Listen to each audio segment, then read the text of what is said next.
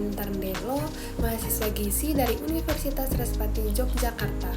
Pada video ini saya mau berbagi beberapa tips penting tentang cara menarik perhatian audiens dewasa dalam edukasi kesehatan.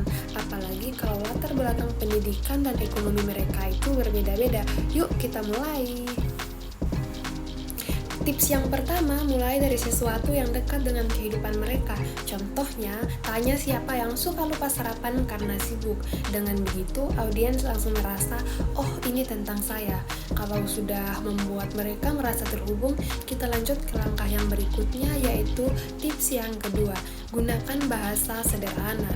Hindari istilah medis yang sulit, misalnya daripada hipertensi cukup kita katakan tekanan darah tinggi. Semakin mudah dipahami, semakin audiens mau mendengarkan. Setelah bahasa kita mudah diterima, penting juga untuk membuat mereka aktif, bukan hanya diam mendengarkan. Jadi, tips yang ketiga, libatkan audiens sejak awal. Karena itu, ajak audiens aktif terlibat.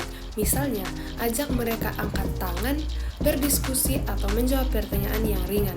Interaksi membuat suasana lebih hidup dan audiens lebih fokus. Nah, selain melibatkan mereka, kita juga bisa memperkuat perhatian audiens dengan tips yang keempat, yaitu gunakan visual yang menarik.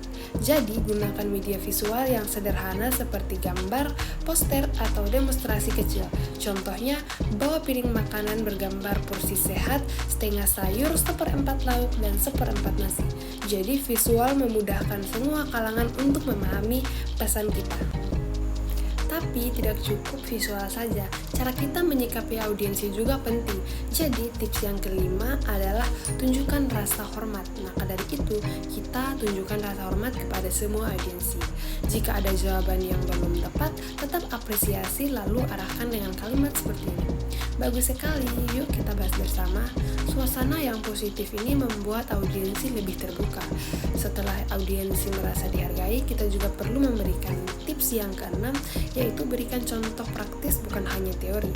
Jadi, sajikan contoh praktis, misalnya daripada kita menjelaskan teori gizi seimbang panjang lebar, kita langsung saja tunjukkan contoh menu sehat sederhana yang bisa mereka buat di rumah.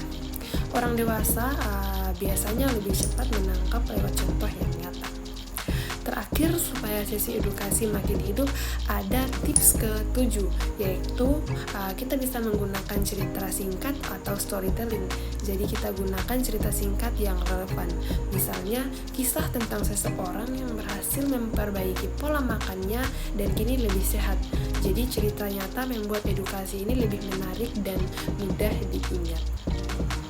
Nah, itu dia teman-teman beberapa tips yang bisa kita gunakan untuk menarik perhatian audiensi dewasa dalam edukasi kesehatan. Semoga bermanfaat dan bisa langsung dipraktekkan ya teman-teman. Saya Caroline Interndelo, sampai jumpa lagi di video berikutnya. Bye-bye.